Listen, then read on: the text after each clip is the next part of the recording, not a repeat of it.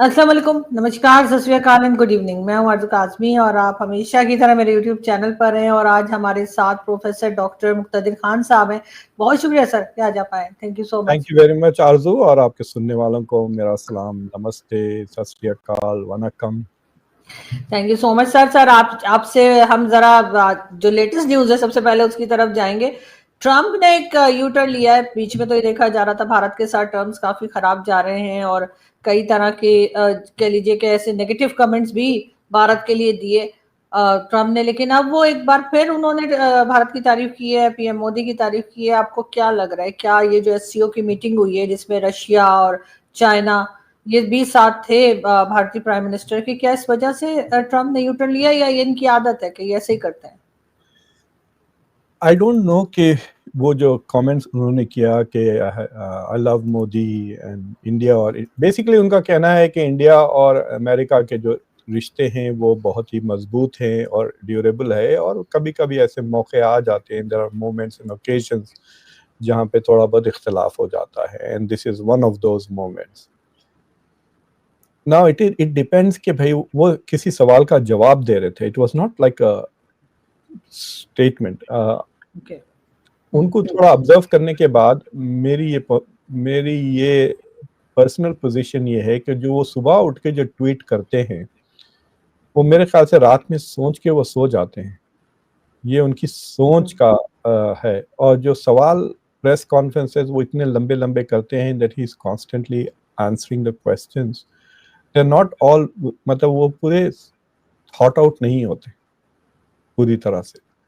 तो I am not sure कि India should take that particular comment seriously उनका, क्योंकि फिर कल और एक ट्वीट आ सकती है। मिसाल के तौर पे आपने 2 दिन पहले देखा था उन्होंने एक लंबी बात करी थी चाइना के बारे में कि शी जिनपिंग के साथ वो उनके कितने अच्छे रिश्ते हैं वगैरह वगैरह, और फिर जब इंडिया और रशिया का खिलाफ जो ट्वीट किया उन्होंने तो उसमें डीप डार्क चाइना को कह दिया। सो वहां पे उन्होंने चाइना को गिरा दिया। So he is quite capable of saying contradictory things all the time, इसलिए I think they should focus on what they are doing, not what he is saying. इसमें तो फंस गए थे ना कि ये मतलब फिर अब सडनली ऐसा लग रहा है कि मोदी और इनका ब्रेकअप खत्म हो गया है। इमीडिएटली नरेंद्र मोदी की जो ट्वीट आई है उसके जवाब में कि मैं आपके सेंटिमेंट्स को रेसिप्रोकेट करता हूँ। तो अब क्या हो गया है, वहां पे 3 लेवल्स ऑफ डिस्कोर्स आ रहा है अमेरिका से। एक जो ट्रम्प कह रहे हैं और ट्वीट कर रहे हैं सोशल ट्रूथ सोशल पे जो वो लगाते रहते हैं। दूसरी चीज जो उनके एडमिनिस्ट्रेशन के लोग जो बातें कर रहे हैं, जैसा कि स्कॉट बेसेंट है, हावर्ड लटनिक है, और फिर पीटर नवारो है। पीटर नवारो को तो खुला छोड़ दिया उन्होंने, जा जो बोलना है बोल। So there are people from there, JD Vance, Marco Rubio वगैरह भी जो स्टेटमेंट्स इशू कर रहे हैं। फिर उससे हट के जो थर्ड लेयर है ये मैगा का क्राउड है, जैसा कि लॉरा लूमर वगैरह है जो आउटसाइड द एडमिनिस्ट्रेशन है लेकिन they have a lot of influence. मतलब लॉरा लूमर ने तो नेशनल सिक्योरिटी काउंसिल के तकरीबन 100-150 बंदों को फायर करवा दिया था, उसने लिस्ट दिया था, डोनाल्ड ट्रंप ने उनको फायर कर दिया। तो डोनाल्ड ट्रंप ये कहने के बाद Laura lumber basically went after India service industry IT की, कि इंडिया में जो अमेरिकन कंपनीज बंदों को हायर कर रहे हैं, they are exporting American jobs, वो उसके खिलाफ स्टेटमेंट उसने इश्यू किया। और ट्रंप की एक स्टेटमेंट को उस तरह से इंटरप्रेट किया उसने कि Trump is going to shut down IT services जो इंडिया को आउटसोर्स किए जा रहे हैं। जिसे कि तंग आ गए हम कि प्रेस नंबर 2 फॉर इंग्लिश वाली बात कह रहे थे, सो अमेरिकन जॉब्स अमेरिका के लिए वगैरह। तो इस तरह के भी काफ़ी, स्टीव बैनन वगैरह को ले लें तो वो जो मागा का कोर है, जो ट्रम्प की स्ट्रेंथ है, वो तो वो लोग भी काफ़ी एंटी इंडिया स्टेटमेंट्स कर रहे हैं। और अगर ये रिएक्शन है प्राइम मिनिस्टर मोदी की, जो आई डोंट नो क्या कहना चाहिए, गुलछर्रे जो उड़ा रहे थे वो, और like I don't know how to describe, मतलब वो छोटी सी टीनेज लड़की को शाहरुख खान दिख जाते हैं ना एयरपोर्ट पे, उस तरह खुश खुश हो जाते हैं, वैसा नरेंद्र मोदी नजर आ रहे थे पुतिन को देखकर, शी जिनपिंग को देखकर। सो वो what ever that diplomacy is, Modi diplomacy, उसको मोदी मैजिक कहते हैं इंडिया में। तो अगर वो मैजिक की वजह से डोनाल्ड ट्रंप ने रिएक्ट किया है एंड रिवर्स्ड हिज पोजीशन, तो क्या अब इंडिया चाइना और रशिया से कुटी कर लेगा? और क्या वो चाइना और रशिया के साथ वही जज्बे के साथ मेंटेन करेगा ताल्लुकात जो एससीओ के समिट के दौरान थे। And so which means that Donald Trump को पता चलेगा कि okay, I have reached out to him and there is no response, right. और अगर नरेंद्र मोदी रिवर्स गियर में आ जाते हैं because Modi is saying something nice to a reporter, तो फिर पुतिन और शी जिनपिंग क्या वो बच्चे हैं कि उनको समझ में नहीं आएगा कि this is not a reliable partner. So India के लिए it's not an easy solution to deal with Donald Trump की जो रोज जो मूड्स चेंज हो रहे हैं। India should make a strategy and stick to it, कि वो डिसाइड कर लें कि हम क्या करने वाले हैं। Are we going to bet on the US, are we going to bet on RIC, and then उसमें इन्वेस्ट करें उस ताल्लुकात में। बिकॉज घड़ी में तोला घड़ी में माशा अगर होते रहा तो it is not in the interest of India and it is not in the interest of Indian business, और दूसरे मुल्कों के बाद क्रेडिबिलिटी भी कम हो सकती है। लेकिन सर ये तो एक अच्छी बात नहीं होगी कि चाइना के साथ भी बात करें या रशिया के साथ भी और अमेरिका के साथ भी टर्म्स बेहतर हो। मतलब एक तरह से अगर फॉरेन पॉलिसी देखी जाए तो ये तो काफी सक्सेसफुल फॉरेन पॉलिसी होती है कि अगर आपकी तमाम कंट्रीज के साथ बातचीत है, अगर आप एक ब्लॉक में है, जैसे पाकिस्तान अक्सर मुश्किल में रहता है चाइना में की तरफ जाए कि अमेरिका की तरफ जाए, तो ये तो एक तरीके से पॉजिटिव साइन है। लेकिन कई लोग, कुछ लोगों की मैं आज वीडियो सुन रही थी इंडिया से भी जो यूट्यूब चैनल्स करते हैं, तो उनका कहना था कि मोदी जी ने जो रिप्लाई किया उसमें माय फ्रेंड डोनाल्ड ट्रम्प नहीं बोला उन्होंने, तो थोड़ा सा उन्होंने शायद रूखे तरीके से जवाब दिया है। नहीं, he saying I reciprocate the sentiment. ये उनकी मेन मैसेज थी। और देखिए, अगर मोदी ने कान नाक, जैसा अब मैं नाक खुजा रहा हूँ आपसे बात करते करते, इसके लिए हिंदुत्व के लिए बहुत बड़ी चीज होती है। जैसे मोदी ने नाक खुजा, इसका मतलब है दुनिया तबाह हो गई, या मोदी ने ये किया अब इसका मतलब चाइना की इकोनॉमी खत्म हो गई। इस तरह की फालतू कमेंट्री बहुत चलती है इंडिया में, specially because they don't want to discuss serious issues.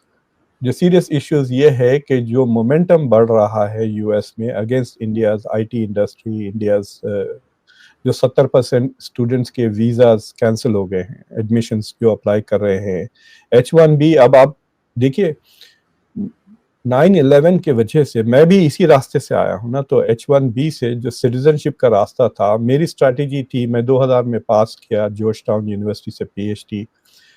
लेकिन अगर आप इंटरनेशनल स्टूडेंट है तो आपको एक डिसएडवांटेज रहता among locals, you have to get a job before you finish PhD, वरना आपको घर जाना पड़ता है अगर आपने डिफेंड कर लिया। तो इंटरनेशनल स्टूडेंट्स जॉब्स ढूंढते हैं before they defend their dissertation. तो उसमें क्या होता है, बहुत सारे यूनिवर्सिटीज के पास ये लोग कभी खत्म भी नहीं करते। ऐसे कई लोग हैं जो फिर उसको हम ABD कहते हैं, ऑल बट डिसर्टेशन, वो कभी खत्म ही नहीं करते डिसर्टेशन, वो प्रोफेसर ही नहीं बनते। तो universities prefer someone who is finished. तो हाँ, तो you take whatever job you get. तो मुझे एक छोटे से कॉलेज में जॉब मिल गई थी मिशिगन में, उसके बाद मैं डिफेंड किया और फिर मैं H1 पे आया। तो मैं सोच रहा था ठीक है, 1-1.5 साल में H1 से मैं ग्रीन कार्ड पे आ जाऊंगा, I go back into the market and get a better job. लेकिन 9/11 हो गया। लेकिन 9/11 के बावजूद मुझे जिसे 4.5 साल लगे to go from H1 to green card, क्योंकि पूरा का पूरा वो सिस्टम चेंज होके DHS ये वो बन गए थे। अब कहते हैं बाज लोगों के लिए कि 100 साल लग रहे हैं to go from H1 to, specially अगर आप इंडिया से है तो 14, 15, 16 साल लग रहे हैं या उससे भी ज्यादा लग रहे हैं। It is being done in some ways. आप कह सकते हैं कि बिकॉज इंडिया का वॉल्यूम ज्यादा है, इट इज डिलेइंग, बट हर तरह से अगर आप देख लें, H1B से ग्रीन कार्ड या स्टूडेंट वीजास को देख लें या जॉब्स के मसले को देख लें, डोनाल्ड ट्रंप ने बहुत धमकी दी कि कंपनीज जो इंडिया में जॉब्स भेज रहे हैं और चाइना में फैक्ट्रीज बना रहे हैं वो उनके खिलाफ कार्रवाई करेंगे। So all of these things are happening. ये सारी चीजें रिवर्स नहीं हो रही है। डोनाल्ड ट्रंप ने ये नहीं कहा कि ठीक है अब आपके ऊपर से हम 25% जो रशिया के टैरिफ्स लगाए हुए हैं एज प्यूनिटिव सैंक्शंस, अब वो उठा, अगर वो उठा दें तो देन यू कैन से कि ये रिवर्स हुआ है, यू नो। तो मतलब कल कहेंगे कि भाई डोनाल्ड ट्रंप रोज राइट हैंड से नाक खुजाते, आज लेफ्ट हैंड से नाक खुजा दी, मतलब आज उनको प्यार हो गया भारत से। This is very childish discussion. अगर पॉलिसीज में रिवर्सल्स होते हैं देन यू कैन से कि there is a U turn. और जो हावर्ड लटनिक को जानते हैं आप, मतलब he is very close to Donald Trump, वो ट्रेड नेगोशिएशंस में सबसे इम्पोर्टेंट पर्सन है स्कॉट बेसेंट के अलावा। तो उसने जो बयाना जाके दिए they were like so offensive, you know, कि इंडिया आके 2 महीने के बाद माफी मांग लेगा, India will come and say sorry and then we will, और उसने कंडीशंस भी साफ कह दिए ना कि नंबर 1 के ब्रिक्स में चाइना के और रशिया के साथ मिलकर काम ना करे, India should get out of BRICS. Number 2, India should stop buying Russian oil. Number 3, India should stop buying Russian weapons. ये 3 चीजें उसने साफ कह दिया ना। फिर अगर और जरा उसको मतलब if he had come prepared to address this issue तो वो शायद डी डॉलराइजेशन की भी बात कर रहे हैं, जो स्कॉट बेसेंट ने कहा, राइट। तो ये 3-4 चीजें हैं जिससे ये administration is upset with India. और अगर वो चारों चीजें क्या वो ड्रॉप कर दी उन्होंने? Are they okay with India now working for dedollarisation? Are they okay with India buying Russian oil? तो ये सवाल के जवाब अभी हमको नहीं मिले। और सो बट अगर वो ट्विटर पे 1-2 कमेंट्स इधर उधर भी हो रहे हैं तो दैट्स फाइन। लेकिन सर भारत में तो सर ये बात हो रही है कि हमने तो एक तरह से ट्रम्प को घुटनों पे जैसे ले आए, या ट्रम्प जो है उन्होंने अपनी बात जो है वो वापस ले ली। लेकिन सर चाइना के लिए भी यही बात कई लोग कर रहे हैं कि चाइना के साथ जो भारत की बात हुई है या एससीओ में जो नजर आए बहुत खुश और साथ में कहा के काम करेंगे, तो क्या चाइना ने भी जो क्लेम कर रखा था गलवान और कई दूसरी जगहों का, क्या उसने वापस ले लिया है? क्या चाइना के ऊपर ट्रस्ट किया जा सकता है? भारत क्या चाइना पे ट्रस्ट कर सकता है? देखिए आपने तो आजकल पहले तो सबसे इंटरेस्टिंग थिंग एससीओ की थी कि Jaishankar was not taken with, वो साथ लेके नहीं गए, और कुछ एक्सप्लेनेशन नहीं है। और इंडिया के रिपोर्टर्स की ना आईक्यू दिन ब दिन कम होती जा रही है, तो वो पूछते भी नहीं है इस तरह के सवाल, डरते हैं मुझे लगता है। आई don't know what the question is कि आपने कोई देखा कोई मेजर रिपोर्टर जायसवाल से पूछते हुए कि डॉक्टर जयशंकर क्यों नहीं गए? बीमार ऐसे कैसे बीमार? सच एन इम्पोर्टेंट इवेंट है, आप अगर बुखार भी रहा तो आप नहीं जाती? अगर आपको एज रिपोर्टर आप चली जाती, अगर आपको यू नो फंडिंग मिल जाती तो कितना भी बुखार रहे मैं तो चला जाता, you know. But the thing is के इंडिया, तो यही जयशंकर का जिक्र मैंने इसलिए निकाला क्योंकि जयशंकर से जब पूछा जाता था आप किस कैंप में हैं, तो आपको याद है उनका जवाब देते थे कि हमारा खुद का एक कैंप है, ना हम अमेरिका के कैंप में हैं ना हम चाइना के कैंप में हैं, we have our own camp. तो ठीक है, अगर आपको America, see there is no clarity, सब कह रहे हैं इंक्लूडिंग फरीद जकरिया बार बार के अमेरिका इज लूजिंग इंडिया, ये कह रहे थे ना कि ट्रंप ने सारे का सारा पानी फेर दिया। लूजिंग इंडिया का क्या मतलब है? That means India was in America's camp, is that what you are trying to say? तो ट्रंप ने जो बदतमीजियां से किए, भाई बहुत जुल्म किया है इंडिया के ऊपर। आपको बताया जिस तरह से इंडिया के इलीगल जो घुसपैठिए यहाँ आए थे उनको जिस तरह से भिजाया वापिस जंजीरों में गाड़ कर, दैट वाज अ ह्यूमिलिएशन। सिर्फ 100-150 कुछ उस तरह 1,500 टोटल गए हैं अभी तक या उससे ज्यादा वापस किए हैं इलीगल रेफ्यूजीज को, लेकिन बास को ह्यूमिलिएट किया गया, that was humiliating the whole country. उसके बाद उसने कई ऐसे बातें की है डोनाल्ड ट्रंप ने कि इंडिया की इकोनॉमी इज डेड वगैरह वगैरह। तो ये सारी चीजें होने के बावजूद जब लोग कहने लगे that Trump is pushing India away, तो व्हाई डिडंट इंडिया डिनाई कि we were not in the Trump's camp for him to kick us out? हम उनके खेमे में ही नहीं थे, हम हमारे कैंप में हैं। अगर आप आपके कैंप में हैं तो आप आपके कैंप में रहिए, फिर ये बीजिंग भागने का क्या मतलब था? Are you joining a different camp और are you still in your camp, right? Why is the मतलब इंडिया के खिलाफ अगर ट्रंप बातें कर रहे हैं तो ये pivot to Russia and China जो इंडिया ने किया है, it's not joining a different camp which is RIC या ब्रिक्स को कह दे। आरआईसी इस ब्रिक का ब्राजील को छोड़ दिया और साउथ अफ्रीका को छोड़े तो वो आरआईसी ही हो जाता ना BRIC. So this there is a confusion के where is the third camp, India का कैंप कहाँ है जो ये चाइना को भाग रहे हैं? और ये फुकट की चीज नहीं है, मतलब the Indian media is projecting as if के India is like a prize और सब प्राइज के लिए compete कर रहे हैं। That is not the issue. India paid a very heavy price for that meeting. जो नरेंद्र मोदी जो गए हैं एससीओ, उसके 2-3 चीजें हैं। एक तो ब्राजील, इंडिया में ब्रिक्स की समिट होने वाली है अगले साल, so they want Xi Jinping and Putin to come, क्योंकि अगर इंडिया ब्रिक्स की समिट रखता है और ये दोनों नहीं आते तो ट्रम्प इतना मजाक उड़ाएंगे कि हद हो जाएगी कि ब्रिक्स इज डेड बोल के। तो जरूरी है कि ब्रिक दीज 3 पीपल कम। और देखिए एससीओ का इतना शानदार हो गया है वो समिट। इंडिया के पास जब एससीओ की लीडरशिप थी तो उन्होंने वर्चुअल कर दिया था, इट वाज लाइक जीरो। अब चाइना ने किया तो it was like the biggest geopolitical event इस साल का, right? So now India wants to have a if not as good bigger event ना ब्रिक्स का। तो उनको चाहिए कि शी जिनपिंग भी आए, पुतिन भी आए। लेकिन अगर वॉशिंगटन को सिग्नल देना था कुछ, तो उसकी कीमत ये थी कि दोनों जयशंकर, नरेंद्र मोदी और पूरी की पूरी इंडियन मीडिया को टेम्पररी एमनीसिया हो गया है। वो भूल गए कि मई में ऑपरेशन सिंदूर हुआ था, जिसमें भारत की और पाकिस्तान की जंग हुई थी, जिसमें चाइना बड़े जोर-जार से पाकिस्तान के साथ खड़ा हुआ था। आपके हथियार सारे के सारे चाइना से आए थे।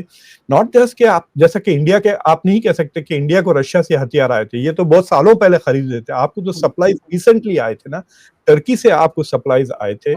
टर्की के साथ वहां पे जाके नरेंद्र मोदी ने हाथ मिलाया अर्दोगान के साथ। वहां पे भूल गया कि इन्होंने मिसाइल्स अभी दिए थे पाकिस्तान को। सो India had to forget the whole operation Sindoor में जो हुआ है, जिसमें चाइना का रोल था। इतना खिलाफ इंटेलिजेंस, लाइव इंटेलिजेंस उसने प्रोवाइड किया पाकिस्तान को। So India is already paying A heavy price towards China. यानी चाइना ने जो जंग किया उनके ऊपर इनडायरेक्टली, आपको याद है ड्यूरिंग ऑपरेशन सिंदूर वो कह रहे थे this is more like a war with China than with Pakistan. Pakistan तो एक इंस्ट्रूमेंट। तो वो सारी चीजें बर्दाश्त करना पड़ा इंडिया को। सो India has paid a price. ठीक है, वो they may think they are standing up to Trump, but they are already bending to Xi Jinping. और फिर वहां पे भी पूरी तरह से नहीं झुके, क्योंकि फिर वो 80th सेलिब्रेशन को छोड़ के वापस आ गए। फिर वहां पे suddenly India became less prominent because वहां पे किम जोंग उन आ गए। So Putin, Xi Jinping, Kim Jong Un, क्या इनके साथ खड़े रहना चाहते हैं मोदी? ये सारे के सारे अथॉरिटेरियन डिक्टेटोरियल लीडर्स हैं। इनमें डेमोक्रेसीज नहीं है इन मुल्क की। इंडिया की सॉफ्ट पावर का एक मेजर बेसिस इज डेमोक्रेसी। आप जर्मनी के साथ भी ताल्लुक रखना चाह रहे हैं, रशिया के साथ भी ताल्लुक। So I am not clear कि I think there is a lot of confusion in Delhi because अभी तक वो फॉरेन पॉलिसी डोमेस्टिक पॉलिटिक्स के लिए यूज कर रहे थे।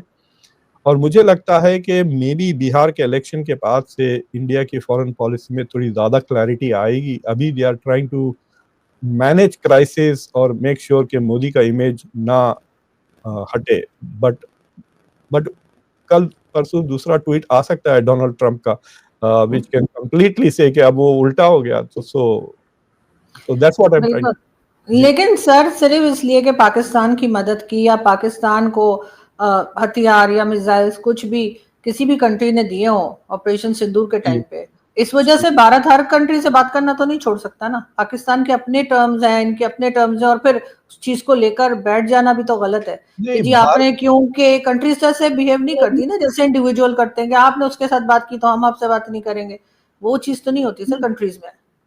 नहीं, वो नहीं कह रहा हूं मैं आपको। मैं ये कह रहा हूं कि आप सडनली भूल कैसा गए, क्योंकि जो बयानात इन्होंने दिए हैं दोनों जयशंकर और नरेंद्र मोदी ने, कि जो काजान में मीटिंग हुई थी मोदी की और शी जिनपिंग की रशिया में, जब समिट हुआ था वहां पर, that was the BRICS summit, जो रशिया वाज प्रेसिडेंट। तो काजान से लेकर अभी तक इंडिया और पाकिस्तान, चाइना के रिश्ते आर गेटिंग इंप्रूविंग स्टेडीली, कह रहे हो। स्टेडीली इंप्रूवमेंट इसको कहते हैं, राइट? तो इसमें मई का महीना कहाँ गया पूछ रहा हूं मैं, ये नहीं हुआ। How is this study? मतलब जंग को भूल रहे हैं आप, एंड पब्लिक तो नहीं भूलना चाहिए ना। पब्लिक तो, आपको याद है गलवान के बाद इंडिया इतने तमाशे किए थे, लोगों ने टीवियां तोड़ी थी सड़कों पर जाकर। मोदी ने कहा था हम चाइना को लाल आंख दिखाएंगे। खुद डॉक्टर जयशंकर ने कहा कि डी एस्केलेशन अभी हुआ ही नहीं गलवान के बॉर्डर पे, अभी तक नहीं हुआ डी एस्केलेशन। और आपको याद होगा कि एससीओ के समिट से 3-4 दिन पहले मैंने इस पे एक्चुअली 2 शोज किए हैं। जो मिनिस्ट्री ऑफ एक्सटर्नल अफेयर्स जो चाइना की थी, उसने बड़ा सख्त बयान दिया था व्हेन इंडिया क्लैरिफाइड ताइवान के मसले पर। आपको याद है जो रीड आउट आया था from the ministry of external affairs China में, उन्होंने कहा कि जो वांग यी और डॉक्टर जयशंकर की मुलाकात हुई थी उसमें ही एक्नॉलेज्ड या ही सेड कि Taiwan is part of China. तो इंडिया ने फिर क्लैरिफिकेशन इश्यू किया कि हमारी पॉलिसी नहीं बदली, उस पे चिढ़ गए वो। हालांकि इंडिया की policy is one China policy, right. तो जब इंडिया कहता है कि हमारी पॉलिसी नहीं बदली, then what India is saying कि we still believe in one China policy. लेकिन उस पर मिनिस्ट्री ऑफ एक्सटर्नल अफेयर्स बिगड़ क्यों गया? वो बिगड़ इसलिए गया कि उसने कहा कि आपको क्लैरिफिकेशन इश्यू करने की क्या जरूरत थी। ये कितनी बारीक बात पे दे एक्चुअली स्कोल्डेड। आप वो जाके देखें इंडिया में those people who are interested seriously in foreign affairs, या तो मेरा शो जाके देखें या जाके खुद वो प्रेस कॉन्फ्रेंस देख ले जिसमें उसका नाम भूल रहा हूँ, it's a woman who is the spokes person Chinese. Sir मैं लिंक भी लगा दूंगी आपके चैनल का इस वीडियो के साथ। तो उसने जो झाड़ा है, it was to me so stunning कि उसने कहा very clearly, she said if India wants to improve relations with China it has to respect India sensitivities. और आपने ओपनिंग स्टेटमेंट अगर डॉक्टर जयशंकर का वांग यी के साथ अगर देखा है, उसके बाद से एक नया लफ्ज इस्तेमाल हो रहा है between India China diplomacy, mutual benefit, mutual interest से हटकर म्यूचुअल सेंसिटिविटीज कह रहे हैं। आपने गौर किया होगा, ये पहले नहीं यूज हुआ था। ये म्यूचुअल सेंसिटिविटीज ये है कि चाइना के लिए ताइवान इज सेंसिटिव और इंडिया के लिए बेसिकली पाकिस्तान का मसला, टेररिज्म का मसला। और जो और एक चीज में इंडिया की मीडिया के बारे में, अगर आपने एससीओ का जो टियानजिन डिक्लेरेशन है अगर आप उसको पढ़े हैं तो उसमें 3 पॉइंट्स टेररिज्म पे है। तो पहला पॉइंट पहलगाम का है which is suddenly diplomatic victory. It's not a diplomatic victory. अगर वो नहीं होता तो it would have been a diplomatic disaster, अगर पहलगाम का जिक्र नहीं होता। जैसा कि डिफेंस मिनिस्टर के स्टेटमेंट के वक्त नहीं था तो राजनाथ सिंह ने उसको साइन नहीं किया था, याद है आपको, कुछ फरवरी मार्च के वक्त। तो एनीवे पहलगाम का, सॉरी अप्रैल में तो पहलगाम, उसके बाद ही हुई ना वो मीटिंग जो डिफेंस मिनिस्टर्स की थी एससीओ की, तो पहलगाम का जिक्र था। फिर उसके सेकंड पॉइंट पर जाफर एक्सप्रेस और वो खुश दूसरा जो अटैक है खुशदार, पता नहीं कौन सी जगह है, उसका जिक्र था। हाँ, जो थर्ड पॉइंट था उसमें उन्होंने ये दोनों अटैक यानी पाकिस्तान पे जो टेररिस्ट अटैक्स हुए और इंडिया पे जो पहलगाम में हुआ उसके सपोर्टर्स को कंडेम किया है एससीओ ने। लेकिन Indian media was presenting as if के they just condemn the supporters of Pahalgam attack. That is not what the world sees. तो एक अजीब सा एक मतलब स्ट्रेंज एनवायरनमेंट बनते जा रहा है इंडिया में, where they are trying to say, अगर मैं कहूँ ये कप पे हाथी है तो कहेंगे नहीं इस पे मोदी जी की तस्वीर है। सारी दुनिया में आजकल मोदी जी की तस्वीरें चल रही हैं कप्स पे, you know, it's like that is what the Indian media is doing. और आई होप के इंडिया के जो एम्बेसडर्स वगैरह हैं they don't buy this rubbish because it is going to create problems आगे इंडिया के लिए ही। बिल्कुल ऐसे। खैर सर, मीडिया को तो बहुत ज्यादा संभल के काम करना चाहिए, इसलिए कि ऑपरेशन सिंदूर के टाइम पे भी काफी कुछ हुआ था जिसको कि अभी तक लोग डिस्कस करते हैं। लेकिन सर अगर हम बात करें एससीओ की, और उसमें पाकिस्तानी प्राइम मिनिस्टर भी गए थे, शहबाज शरीफ साहब। कई लोगों ने कहा कि मोदी जी सामने से निकल गए, उनके रशियन प्रेसिडेंट के साथ तो कोई बात हो जानी चाहिए थी। आपको क्या लगता है कि कोई बात होनी चाहिए थी या ये बेहतर स्ट्रेटेजी थी कि बात ना की जाए? देखिए, शहबाज शरीफ का जो एससीओ समिट था उसका कुछ समझ में नहीं आया। So for example he stayed back, मतलब उनका 6 दिन का दौरा था ना, तो वो रुक गए थे। लेकिन अगर आप जो वीडियोस देख रहे हैं, फोटोग्राफ देख रहे हैं, शी जिनपिंग मार्च कर रहे हैं, उनके साथ सब लोग जा रहे हैं, वो उसमें शहबाज शरीफ नजर नहीं आ रहे, अनलेस वो किसी के पीछे छुप गए, क्योंकि मुझे लगता है he is not very tall ना, तो हो सकता है वो किसी के पीछे छुपे हुए हैं। तो जो सेलिब्रेशंस हुए 80th सेलिब्रेशंस जापान की हार का, क्योंकि 21 साल के बाद पाकिस्तानी प्राइम मिनिस्टर जापान जा रहे हैं, राइट, शहबाज शरीफ, तो मेरे ख्याल से he didn't want to attend that official victory over, जिस तरह से मोदी भी अटेंड नहीं किए।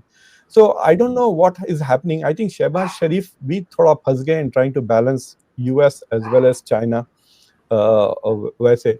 लेकिन पहली बार मैंने देखा कि मोदी के स्टाइल में शहबाज शरीफ की सरकार ने वीडियो बनाकर जिसमें शहबाज शरीफ लोगों से हाथ मिला रहे हैं, इंक्लूडिंग पुतिन के साथ मिले, फिर अर्दोगान के साथ, अनवर इब्राहिम के साथ। सो वो 1-1.5 मिनट का वीडियो पाकिस्तान की मिनिस्ट्री, और एक्चुअली मैंने उसे डाउनलोड किया टू शो के भाई ये कॉपी तो मोदी के तो आते रहते हैं ना, पिछले 5-10 साल से आ रहे हैं, मतलब उनका ट्रांसलेटर कम वीडियो फोटोग्राफर एक साथ लेके फिरते हैं।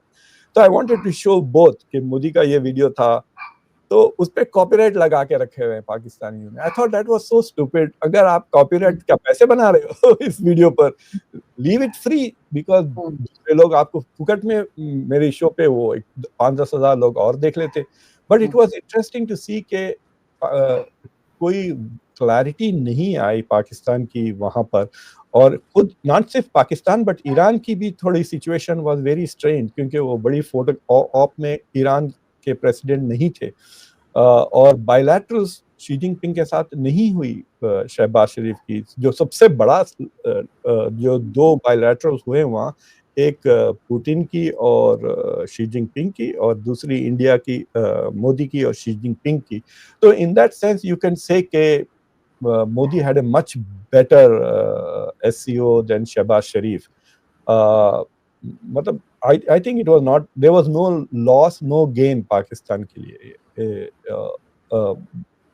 क्योंकि द वेस्ट पहली बार रिएक्ट कर रहा था SCO को, बिकॉज वो तीनों की फोटोज जो आ रहे थे, और यहाँ के कमेंटेटर्स कह रहे थे कि ट्रम्प की वजह से we are losing India to Russia and China, we are losing India to Russia and China. फिर इवेंचुअली ट्रम्प ने ट्वीट भी किया, लेकिन उसमें पाकिस्तान की कोई जिक्र ही नहीं था। No one talk about like even Pakistan was there, या इवन टर्की का भी ज्यादा कोई जिक्र नहीं है। The focus was on these 3 countries. लेकिन सर एक चीज मैं लास्ट में जरूर आपसे पूछना चाहूंगी कि पाकिस्तान की बहुत तारीफ की जा रही है आजकल, डोनाल्ड ट्रम्प बहुत तारीफ कर रहे हैं, और लंच भी करा दिया उन्होंने फील्ड मार्शल को, और क्या कुछ हो गया। तो सर कितने दिन की ये तारीफ आपको लग रही है? हमारी तरफ से भी कोई यूटर्न लगाने वाले हैं, या कोई मतलब है ईरान को लेकर, या किसी और कोई और काम आपको लगता है जो पाकिस्तान से जो इतनी तारीफें हो रही हैं? तो 2 चीज ये है। एक चीज हमने नोटिस नहीं किया कि इंडिया तो हमेशा कह रहा था ना मल्टी अलाइनमेंट, ये वो, डॉक्टर शंकर बड़े बड़े बयानात देते रहे, but what we have not notice is कि Bangladesh under Sheikh Hasina, and I am not a supporter of Sheikh Hasina, I don't, मतलब उसके आखिरी के 2 टर्म्स से, मतलब she was undemocratic and I didn't like it, but उसने मेजर पावर्स को मैनेज ठीक ठाक किया था। मतलब she balance India and China very well, दोनों से फायदे उठाए उसने बांग्लादेश के लिए। और पाकिस्तान ने भी overall in its history has manage to benefit from Pakistan, from US as well as China. अगर आपने देखा है, अगर पिछले 25-30 साल के स्पैन में आप देखें कि चाइना ने पाकिस्तान को कभी रोका नहीं towards moving towards America, right. लेकिन इंडिया का इट इज दिस और दैट चल रहा है। अगर आप देख रहे हैं, रशिया से हथियार लें या ना लें, you know, there is lot more pressure. तो these 2 countries have managed it well, और फिर पाकिस्तान ने अपने आप को ना यूजफुल साबित करता है to America. So Pakistan has now found a way to be useful. और एक थियरी ये है जिसका, इट्स अ स्पेक्युलेशन, बट के Pakistan is going to become America's instrument to deal with Afghanistan again and with Iran. कि वो खिता India, America basically Pakistan को outsource करने लगा है।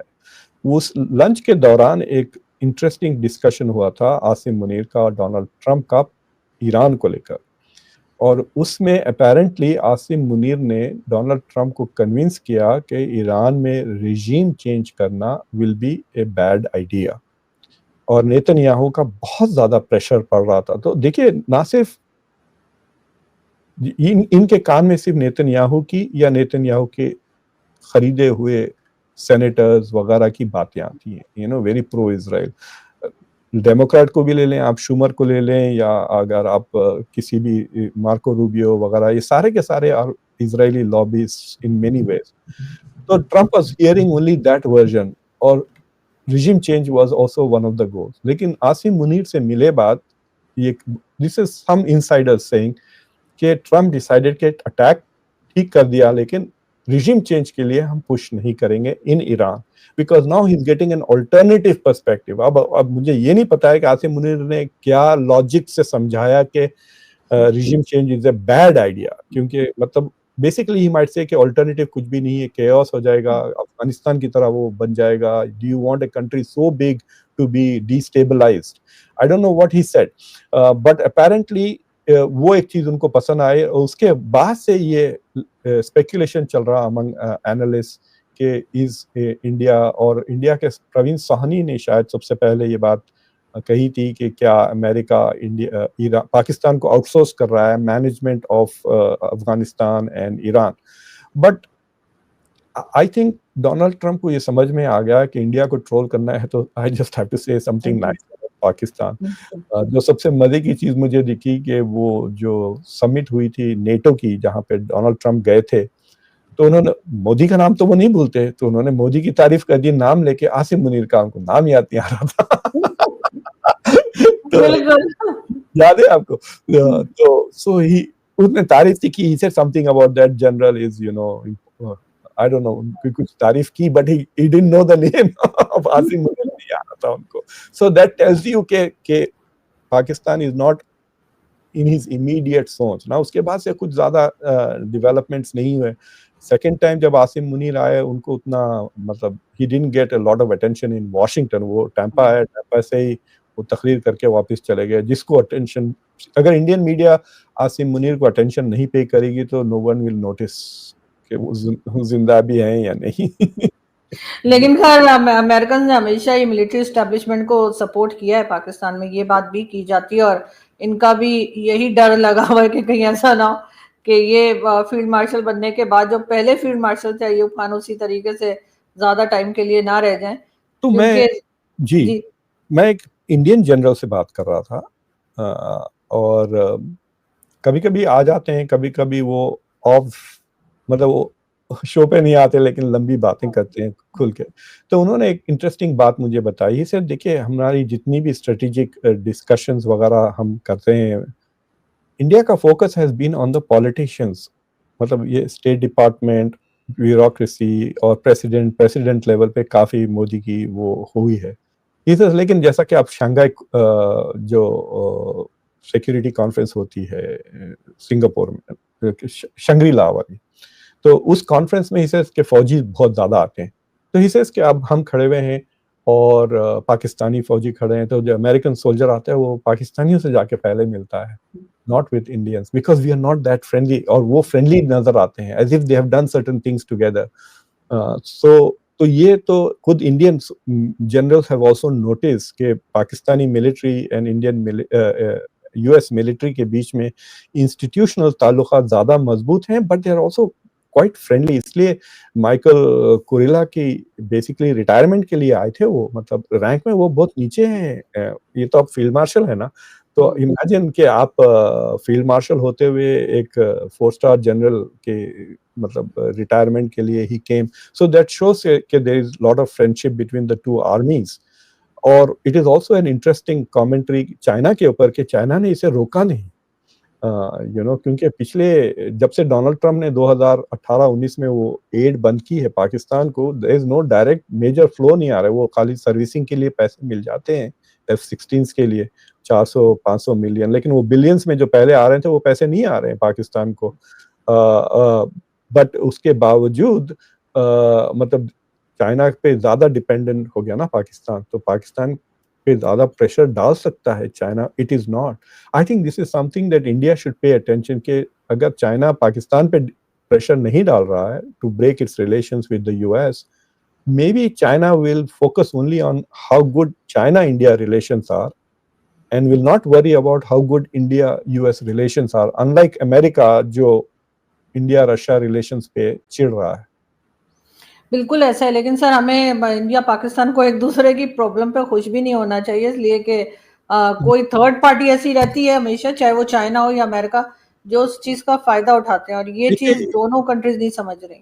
इस खित्ते के लिए मैं आपको कह सकता हूं कि अगर आप यूरोपियन यूनियन को ले लें एज अ मॉडल, यूरोपियन मुल्कों में उतना कल्चरल एफिनिटी नहीं है जितना साउथ एशियन मुल्कों में. I think Pakistan and India are culturally closer than Germany and France. Exactly. या हाँ, या ग्रीस और फ्रांस को ले लें, they are not that close culturally. ज़बानें भी बाज़ वक़्त आप नहीं बोल सकते हैं, दे आर डिफरेंट लैंग्वेजेज़ है, हंगेरियन बोल के देखें, फिर उधर फिर बल्गेरियन भी चलता है। But Europe was able to integrate and it is a shame कि साउथ एशिया एक यूनियन नहीं बन सका। इकोनॉमिकली एटलीस्ट, अगर पॉलिटिकली अलग रहना चाहते हैं तो that is fine, but economically it should have been a free trade zone, मतलब काबुल से लेकर ढाका तक they should have been a free trade zone. Sher Shah Suri की बनाई हुई रोड थी वो रोड अभी तैयार रख सकते हैं, नाफ्ता की तरह वो बन जा सकता है, ट्रेड राउट। सो काफ़ी, मतलब आपको याद है India was trying to build a highway through Pakistan, through Central Asia, India खुद पैसे खर्च करके बनाता। वो हाईवे से पाकिस्तान का कितना फ़ायदा होता, आप ये सोचिए, फॉर जस्ट इंटरनल ट्रेड, मतलब ठीक है आपने डोमेस्टिक। सो इस तरह के हिमाकती के काफ़ी डिसीजंस लिए हैं ये मुल्कों ने, बट आई स्टिल थिंक के South Asian cultural commonalities European countries से ज़्यादा है, and they should have by now created a very strong common market। और ये फेलियर है सारे मुल्कों की, it's not just I'm blaming one country, but सारे मुल्कों की ये फेलियर है। बिल्कुल ऐसे ही सर, थोड़ा सा मैच्योर हो जाना चाहिए इन लोगों को और मैच्योर तरीके से काम करना चाहिए, कब तक लड़ते रहेंगे। बहुत शुक्रिया कि आपने आज ज्वाइन किया sir, thank you Thank you so very much, much. Thank Bye. You.